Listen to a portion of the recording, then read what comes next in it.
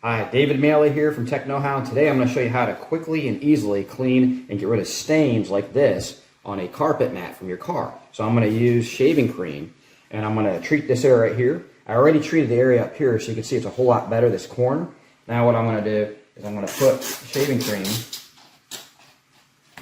all around here. And usually you let it sit for a little bit, but instead of letting it sit, I'm just going to work it in. I'm going to use this brush right here, and I'm going to brush it all in, just like this. I'm not worried about getting, now this is an old pool table this is on. It sounds kind of rickety, this pool table, it doesn't matter.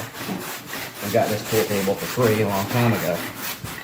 But what I'm working on is this corner over here, and I'm going to put a little bit more out here. You don't need to use a whole lot, just enough to get it all in there.